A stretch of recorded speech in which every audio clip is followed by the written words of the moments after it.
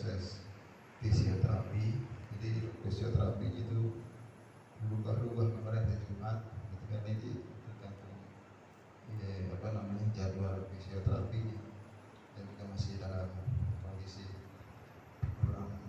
kurang fit kondisi badannya, sehingga beliau sore mengabarkan libur dulu, katanya harus guru gitu. Kalau koordinasi dari kemarin, insyaallah hadir gitu. Dan mudah-mudahan guru kita senantiasa diberikan kesehatan oleh Allah Subhanahu wa taala. Proses penyembuhannya mudah-mudahan diberikan kelancaran sehingga betul-betul bisa pulih dan sembuh dari penyakitnya, dan bisa terus hadir di setiap majelis taklim yang sudah dijadwalkan, dan senantiasa memimpin kita di dalam tuntunan agama. Dan mari malam ini kita baca surah Yasin dan juga Ratibul Hadad nanti akan dibacakan oleh Ustaz Muhammad Rafi'i. Nanti ada lanjutan waktu untuk bisa ada tafsir sedikit.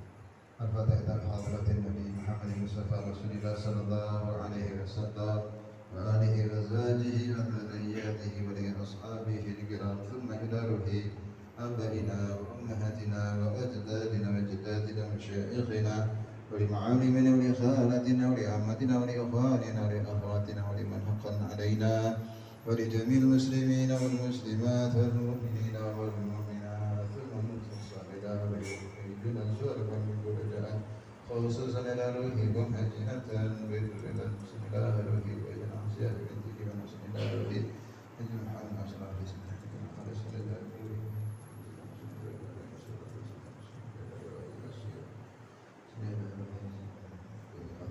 المسلمين والمسلمات والمؤمنين والمؤمنات سيرني الليل الفاتحة.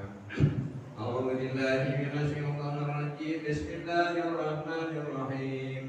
الحمد لله رب العالمين الرحمن الرحيم مالك يوم الدين إياك نعبد وإياك نستعين اهدنا الصراط المستقيم صراط الذين أنعمت عليهم غير المغضوب عليهم ولا الضالين آمين.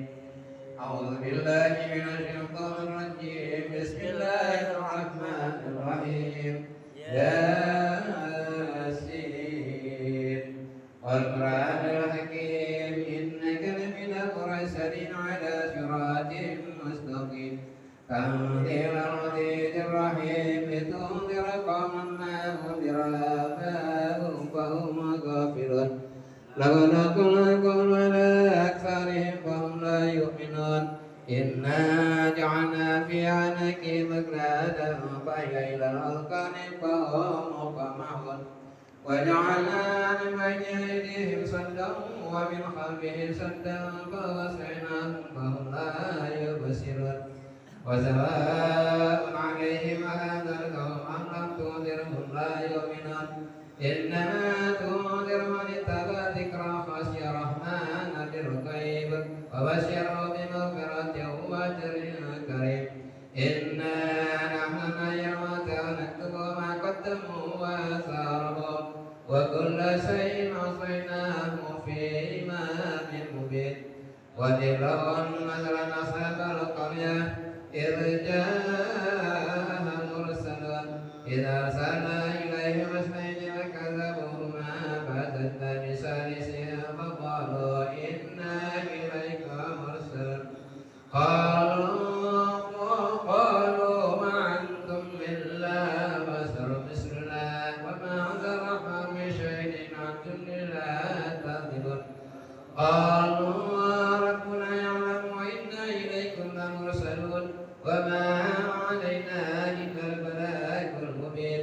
قالوا إنا تطيرنا بكم لئن لم تنتهوا لنرجمنكم وليمسنكم منا عذاب أليم. قالوا طائركم معكم إن ذكرتم بل أنتم قوم مسرفون. وجاء من أقصى المدينة رجل يسعى قال يا قوم اتبعوا المرسلين اتبعوا من لا يسألكم مكرا وهم مهتدون وما لي أعبد الذي فطرني وإليه ترجعون أتيت من دونه آلهة يردني الرحمن بضر لا تغن عني شفاعتهم شيئا ولا ينقذون إني إذا لفي ضلال مبين إني آمنت بربكم فاسمعون قيل ادخل الجنة قال يا ليت قومي يعلمون بما غفر لي ربي وجعلني من المكرمين وما أنزلنا على قومه من بعده من جند من السماء وما كنا منزلين إن كانت إلا صيحة واحدة فإذا هم خامدون يا حسرة على العباد ما يأتيهم من رسول إلا كانوا به يستهزئون ألم تر كما أهلكنا قبلهم من القرون أنهم إليهم لا يرجعون وإن كل لما جميع لدينا محضرون وآية لهم الأرض الميتة وأحييناها وأخرجنا منها فمنه يأكلون وجعلنا فيها جنات من نخيل وعنب وفجرنا فيها من العيون ليأكلوا من ثمره وما عملت أيديهم أفلا يشكرون سبحان الذي خلق الأزواج كلها مما تنبت الأرض ومن أنفسهم ومما لا يعلمون وآية لهم الليل نسلخ منه النهار فإذا هم مظلمون والشمس تجري لمستقر لها ذلك تقدير العزيز العليم والقمر قدرناه منازل حتى عاد كالعرجون القديم لا الشمس ينبغي لها أن تدرك القمر ولا الليل سابق النهار وكل في فلك يسبحون وآية لهم أن حملنا ذريتهم للفلك المشحون وخلقنا لهم من مثله ما يركبون وإن لنريكم مناصرح لهم ولكم ينقذون إلا رحمة منا ومتاعا إلى حين وإذا قيل لهم اتقوا ما بين أيديكم وما خلفكم لعلكم ترحمون وما تأتيهم من آية من آيات ربهم إلا كانوا عنها معرضين وإذا قيل لهم أنفقوا مما رزقكم الله قال الذين كفروا للذين آمنوا أنتم من لو يشاء الله أطعمه إن أنتم إلا في ضلال مبين ويقولون متى هذا الوعد إن كنتم صادقين ما ينظرون إلا صيحة واحدة تأخذهم وهم يهزمون فلا يستطيعون توصية ولا إلى أهلهم يرجعون ونفخ في الصور فإذا هم من الأجداث إلى ربهم يرجعون قالوا يا ويلنا من بعثنا من مرقدنا هذا ما وعد الرحمن وصدق المرسلون إن كانت الواقعة موعدة بينهم جميع الذين مهترون فاليوم لا تظلم نفس شيئا ولا تجزون إلا ما كنتم تعملون إن أصحاب الجنة اليوم في سرر فاكهة هم وأزواجهم في ظلال على الأرائك متكئون لهم فيها فاكهة ولهم ما يدعون سلام قولا من رب رحيم وامتازوا اليوم أيها المجرمون ألم أعهد إليكم يا بني آدم ألا تعبدوا الشيطان إنه لكم عدو مبين وأن اعبدوني هذا صراط مستقيم ولقد خلق منكم جبلا كثيرا أفلم تكونوا تعقلون هذه جهنم التي كنتم توعدون إذ قال اليوم ما كنتم تكفرون اليوم نختم على أفواههم وتكلمنا أيديهم وتشهد أرجلهم بما كانوا يكسبون ولنشاء لطمسنا على أعينهم فاستبقوا الصراط فأنى يبصرون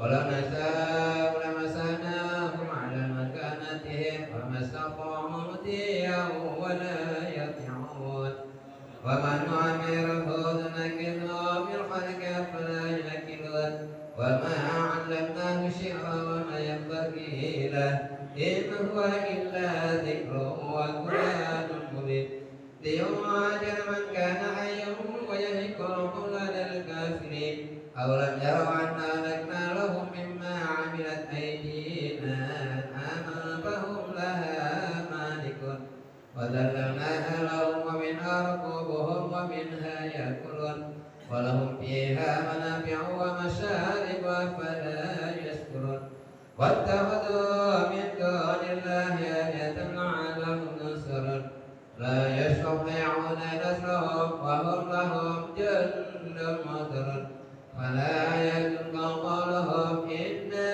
نعلم ما يسرون وما يعلنون أولم يروا الإنسان أنا خلقناه من نطفة فإذا هو خصيم مبين وضرب لنا مثلا ونسي خلقه قال من يحيي العظام وهي رميم قل يحيي الذي أنشأها أول مرة وهو بكل خلق عليم الذي جعل لكم من الشجر الأخضر نارا فإذا أنتم منه توقدون أوليس الذي خلق السماوات والأرض قادر على أن يخلق مثلهم بلى وهو الخلاق العليم إنما أمره إذا أراد شيئا أن يقول له كن فيكون فسبحان الذي بيده ملكوت كل شيء وإليه ترجعون الفاتحة للصابرة من حضرة سيدنا محمد صلى الله عليه وسلم الفاتحة أعوذ بالله من الشيطان الرجيم بسم الله الرحمن الرحيم الحمد لله رب العالمين الرحمن الرحيم مالك يوم الدين إياك نعبد وإياك نستعين اهدنا الصراط المستقيم صراط الذين أنعمت عليهم غير المغضوب عليهم ولا الضالين آمين وإلهكم الواحد لا إله إلا هو الرحمن الرحيم الله لا إله إلا هو الحي القيوم لا تأخذه سنة ولا نوم له ما في السماوات وما في الأرض ما ذا الذي يشفع عنده إلا بإذنه يعلم ما بين أيديهم وما خلفهم ولا يحيطون بشيء من علمه إلا بما شاء وسع كرسيه السماوات والأرض ولا يعوده حفظهما وهو العلي العظيم آمن الرسول بما أنزل إليه من ربه والمؤمنون كل آمن بالله وملائكته وكتبه ورسله لا نفرق بين أحد من رسله وقالوا سمعنا وأطعنا غفرانك ربنا وإليك المصير لا يكلف الله نفسا إلا وسعها ما كسبت وعليها ما اكتسبت ربنا لا تؤاخذنا إن نسينا أو أخطأنا ربنا لا تحمل علينا إصرا كما حملته على الذين من قبلنا ربنا ولا تحملنا ما لا طاقة لنا به واعف عنا واغفر لنا وارحمنا أنت مولانا فانصرنا على القوم الكافرين لا إله إلا الله لا شريك له له الملك وله الحمد يحيي ويميت وعلى كل شيء قدير لا إله إلا الله لا شريك له له الملك وله الحمد يحيي ويميت وعلى كل شيء قدير لا إله إلا الله لا شريك له له الملك وله الحمد يحيي ويميت وعلى كل شيء قدير سبحان الله والحمد لله ولا إله إلا الله والله أكبر سبحان الله والحمد لله ولا إله إلا الله Fatima